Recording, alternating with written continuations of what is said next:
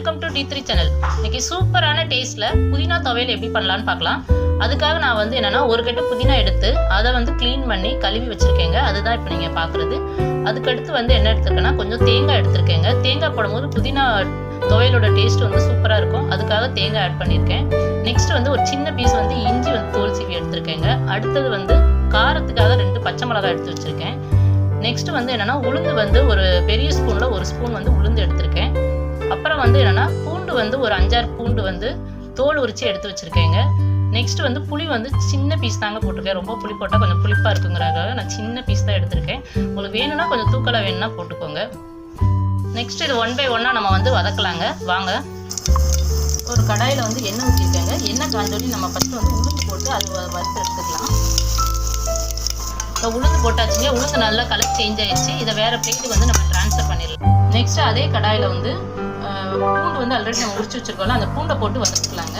வந்து இஞ்சி வந்து ஒரு சின்ன பீஸ் வச்சுருக்கோம்ல, அதையும் போட்டுடலாங்க. அதையும் நல்லா வதக்கிக்கலாம். அப்புறம் வந்து தேங்காய் நம்ம வந்து ஆல்ரெடி கொஞ்சம் எடுத்து வச்சுருக்கோம், அந்த தேங்காவை போட்டுடலாங்க. அதையும் லைட்டாக வதக்கிக்கலாம்.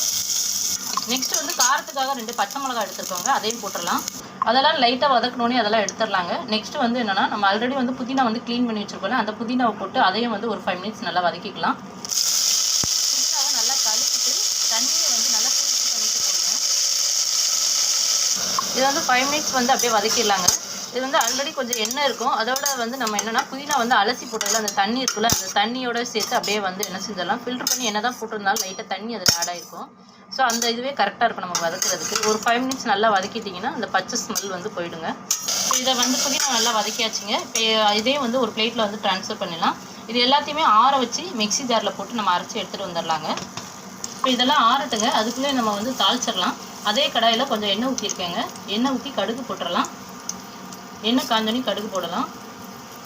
கடுகு வெடிச்சோடனே நெக்ஸ்ட் வந்து காஞ்ச மிளகாய் ஒன்று எடுத்துருக்கேங்க. அந்த காஞ்ச மிளகாவை 2-3 கிள்ளி வச்சுருக்கேங்க. அதுவும் போட்டுடலாம். நம்ம ஆல்ரெடி பச்சை மிளகாய் போட்டிருக்கோம், பார்த்து காரம் போடுங்க. நெக்ஸ்ட் வந்து கருவேப்பிலை போட்டுடலாங்க. ஸோ இதை வந்து அரைச்சி வச்சதில் இதெல்லாம் ஊற்றிடலாங்க. நமக்கு இப்போ சூப்பரான டேஸ்ட்டில் புதினா துவையல் வந்து ரெடி ஆயிடுச்சுங்க. நீங்களும் உங்கள் வீட்டில் ட்ரை பண்ணி பாருங்கள். நாங்கள் போடுற வீடியோலாம் உங்களுக்கு பிடிச்சிருந்தா லைக் பண்ணுங்கள், ஷேர் பண்ணுங்கள், சப்ஸ்கிரைப் பண்ணுங்கள். Thank you so much.